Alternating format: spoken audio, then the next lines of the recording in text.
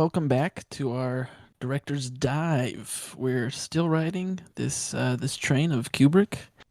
Yep. Um, I think we see the end, or see the station in the it's distance. yeah, it's a little light at the end of the tunnel. I Yeah. think, you know.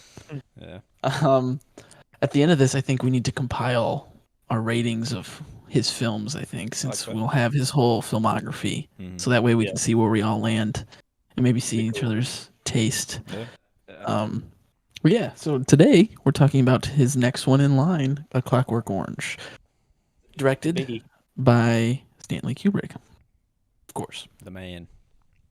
Yeah, so Written by this him one, too, I believe. Right. yes, but it's based like all his other films, based on someone else's Based on a novel. work. Yeah. Yeah, which is interesting. I was talking to somebody else about Kubrick's work, and there was one podcast I was listening to where they were saying like some directors and or some writers think that they can be directors and vice versa, and it just sometimes it just doesn't work out. And it's interesting that Kubrick always just takes someone else's work, interprets it his way. But this one, I guess he is the most loyal to the original work than any of his others. I see. So Interesting. I haven't read it, Oh, but I me know the one I did read, which is coming up, The Shining. I know he was not loyal. So The least faithful coming up. yeah. Yeah. But yeah, anyway, back to Clockwork Orange. What'd you guys think? Did you like it? You still on the Kubrick train? You still riding strong? This is one that I actually had seen, one of the very few that I started with. Watched it probably like 8 to 10 years ago when I was like, I'm getting into film. And fucking Clockwork Orange. So I kind of like half watched it, didn't really analyze it, or whatever. Didn't really enjoy it that much the first time, to be quite honest, but I appreciated it more this time. I don't know if it's fully reached the critical level of this movie when I first kind of heard about it.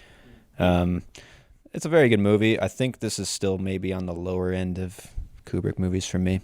I don't know. Maybe a couple rewatches if I want to, though. That's the question I have. But Yeah, what right. about you, Noah?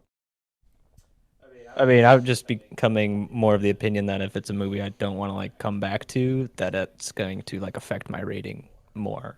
Like that's going to be like I'm going to rate it more harshly if that's the case. And I kind of had the same. I guess like I came to the same conclusion where like I like this one. I just don't know if it's like I know I'm going to come back to Doctor Strangelove. I'll probably like watch Spartacus down the road again. And this one I just didn't really feel that, I guess, as much. So, but I still really enjoyed it. I thought it was a really like I just think he's a smart filmmaker, man. I think the dude like knows what he wants to, what he sets out to do. I think he accomplishes everything that he wants. Like it's clear that he's like an established like skillful storyteller. For sure. Yeah. But what about you, Alex? What was your impression of this one compared to the others and stuff? Kubrick really hates the system. He really hates Yeah. organized religion. He hates war. Yeah. He hates people. Maybe I don't know. Mhm. It's fine. Yeah. I mean, This one was it was brutal. pretty It was nasty, but it shocking. had to be. Yeah. I mean, it's dystopian stuff. I mean, to be fair, it's labeled as dystopian, but I mean, the more and more we get into the now, it's like, is this actually dystopian or is this real life? present. Yeah. Yeah. But yeah, no, it was fine. This is one of the better ones, I think. I don't know. Honestly, I just don't know if Kubrick's for me still. There's like his first one, which is the most out of his realm, which is the one I liked. So I think the deeper we get in, the less, or not necessarily less. I appreciate his work, I guess is what I'm getting at. I'm dancing around and pussyfooting here, but it was fine. Yeah. I think this one is very like socially relevant. It's a very smart film for like its approach and its content, obviously. Yeah, I don't know. This one is so like, I mean, it's rated X, and I can kind of understand why. Like, it's very like hyper-sexualized, hyper-violenced. Like, and I mean, that's why you think it's like it's prescient for what's going on. I mean, that's why it's a great movie, and I think I struggle. Like, I want to give this one 4 stars because I think everyone should watch this movie, but at the same time, I wouldn't want to like make anyone watch this movie. I don't know. It's a tough one for me. Yeah, I can see that. I mean, I don't It's know. a bit shocking in a lot of different ways. Oh yeah. Yeah. I really appreciated the like. I just felt like by the end of it, it was like this story of like how this man has like failed society, but also how society has sort of failed this man. You know, like how the system is Yeah. not exactly a system that's like meant to help people or like Right. help people make them Scratch my back, successful. I scratch yours type of situation. Yeah. So I was like, I appreciated it for that because I was like, this is a theme I can totally Right. agree with and, I'm on board with. So That was one of the things I would say is I didn't really enjoy the first half. I don't know if half is the right word, but the first part of this film. I think the last part is where it finally like kicked into gear, after where the it was prison stuff, kind of like yeah, after, yeah. when he was going through the treatment and stuff. Because yeah, that's interesting because that's your physical like reaction is changed, but clearly his mental reaction is still the same. Right. It's just he's physically Suppressed. blocked from doing those things, right? Because he Mhm. has that trigger. It's like a dog, you know. You give a dog a treat, it's gonna do what you want. Yeah. And this thing, it's just kind of the flip flop situation, which is an interesting. It's not, a profound concept, but it's No, just the whole interesting. Beethoven trigger. Yeah. Right. It's like that Pavlovian response you're talking about. Yeah. Yeah, it's Totally. that was the interesting part of this movie, which kind of made it more engaging for me than his other films, I guess. Mhm. So yeah, I can see that. I think the first, like, third, like, kind of, I mean, it's glorifying all the acts. It's like giving you shock value, but at a certain point, you don't really want to watch that anymore, and you want to move on to the next beat, you know. And like when they get to the police station, I think it takes like this movie takes turns. It kind of keeps you guessing on the story directions it's going to take, so that's good. And then when he comes back into society, that's kind of where it slowed down a little bit for me. I was more into the movie towards the front half, just because it's giving you this shock and giving you this crazy society. And it kind of trails away towards the end for me, but I think it nails it on the head at the end with like the guy coming in. I think he's a congressman or a politician or whatever, and he's coming in. And he's like, "We can use you now, right, as like an example for the next fucking election or whatever." And what's your price? right, they bring in all the flowers, all the like fake shit, start Photographers filming. and shit. Yeah. So very smart. I think I don't know. Yeah, this one. It's weird. I think that's what's great about Kubrick though too, is like every moment and every film hits differently for people, you know, like just based on your sensibilities, based on what you're like looking for, you know. So Yeah. I really enjoyed I guess to that point I really enjoyed like the ending and like when I felt like this movie achieved like full circle in terms of like the character and themes. It was like when he's walking or he's just kind of like I think he's just kind of like leaning against a bridge or something, and that homeless guy comes up asking for change, and like he gives him the change, and then they like kind of like recognizes him and ends up getting beat up by a bunch of homeless guys. There's just like I thought that was great. Like like you were saying, like it takes so many turns, and it like knows how to deliver on those turns because it was like when he's like a victim, he like victimizes people, and then he's like sort of being victimized by the institution. And it's so it's like a weird and then the system when he gets out, he's still being a victim of some sort. I mean, all his buddies are policemen now, things like that. Which is funny because I feel like that is along the side of like these guys who like are expressing stuff through violence. Now are policemen. Yeah, there was one very interesting part that I liked was when he was in the prison and he was talking about how he was enjoying reading the Bible, but he was putting himself in the position of the Romans, which is just like, I don't know. That was I don't know if fun's the right word, but it was just an interesting take. And he's like, fantasizing about this violent stuff, and usually it's the other way around. So I don't know. I thought the narrator was something I was kind of wrestling in my mind with on this watch. I think most narrations are kind of like you don't need them in a movie, and like this one I kind of felt that where he's like bringing you into his inner, obviously his thoughts and stuff like that.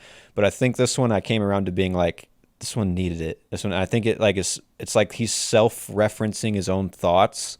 He's so like postmodern, like he's like his inner dialogue is like eating itself, and he's like projecting a story to us, a fake audience or whatever, you know, obviously. But I think the madness like inherent in his narration was like really central to this movie and actually provided something, whereas like other movies it wouldn't, you know. But suddenly I viddied that thinking was for the gloopy ones, and that the Omni ones used like inspiration and what Bog sends. For now it was lovely music that came to my aid. There was a window open with a stereo on, and I viddied right at once what to do.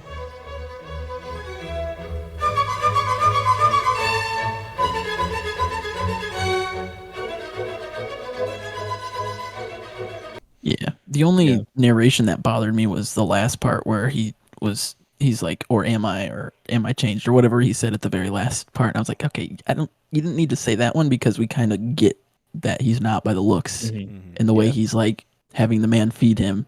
You know, his attitude just changes. That he has at right. the end, where he's still this weird ass, like, he's totally out of reality with what he's looking for, like shit-eating grin. Yeah. So I think that was like perfect, and then it gives you that last piece of narration, and I think that was the only one that was just kind of like, I don't know, could have left that on the cutting room floor. But I see that, yeah. I kind of feel that, yeah, because I liked it all the way up to that point too, I think.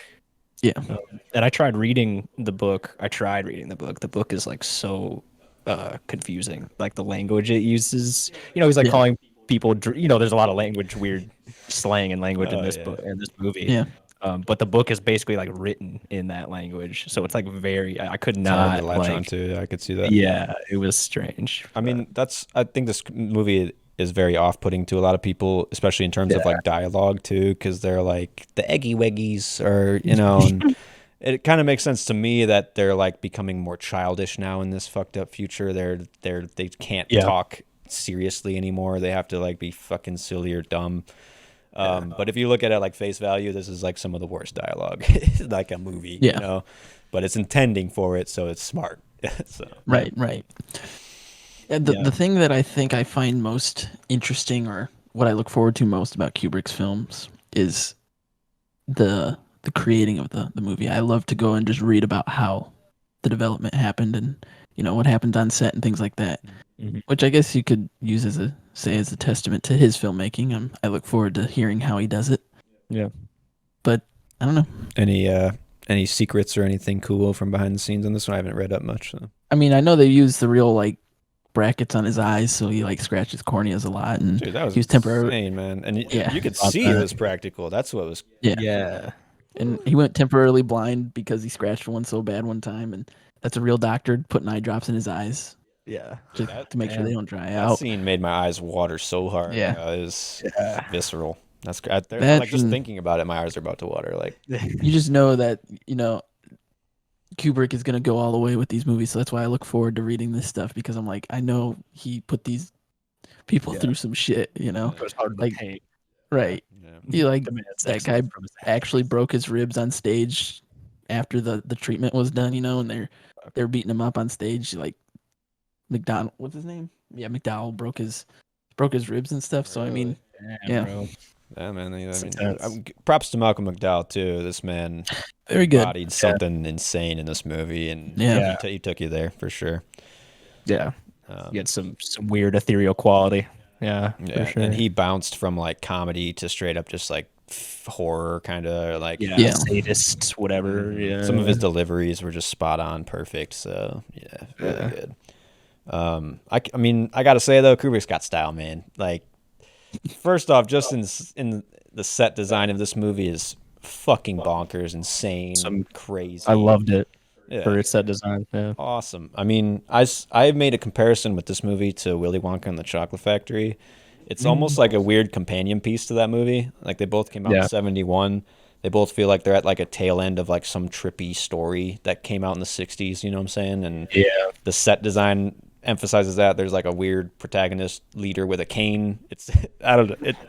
This is a double feature for sure. But I mean, the style in that, but also just in the filmmaking. Like there's a couple moments like the comedic sort of cartoony fight scene at the beginning. I thought was fun as shit.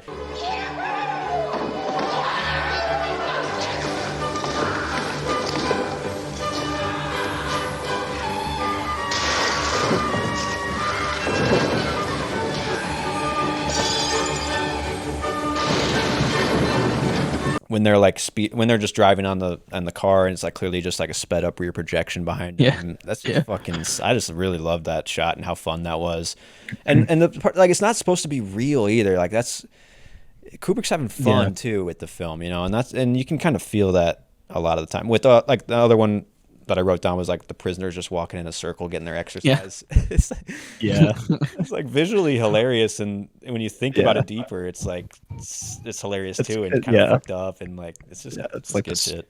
Goofy, funky ass metaphor. Yeah. But he's just got style, man. You got to give it to him above all else. He's got the style. He's got some skill. He does. Sure. Yeah, he does. I get the hype because I am like, I mean, after this, I was like, I think for me, this one was like, it put me over the edge of like, I'm like fully a Kubrick. Like I will tout that. Like if you want to watch, like I'll be part of it. I'll just assimilate into the crowd. Like watch Kubrick. If you love movies, if you're a cinephile, truly, fucking watch Kubrick. Yeah, but have you seen Kubrick though? Yeah, you haven't seen. You seen 2001? You don't know film. Yeah. You don't know art. Yeah, we're almost there, guys. We can almost be that pretentious. A couple more films and. That's Slowly what we're I'm here. evolving. I'm here to just lord my cinema knowledge over everybody in the public.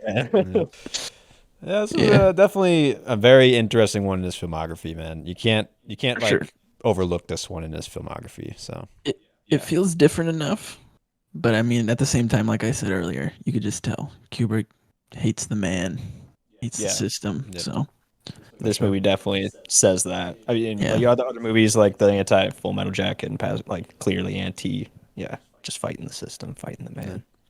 Well, most evident in this one. We'll see how Barry Lyndon fights the system, or I've heard good things about this. This is my coworker's favorite Kubrick. So. Really, yeah. This is top. I think top 10 or 11 of like directors all time, Sight and Sound, whatever bullshit. But damn.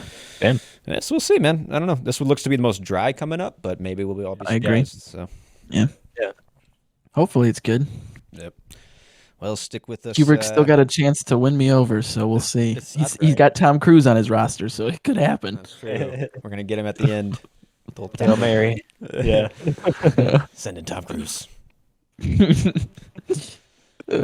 Well, stick with us, guys. See us next week on another Kubrick. Peace out. Stay gold. Stay gold.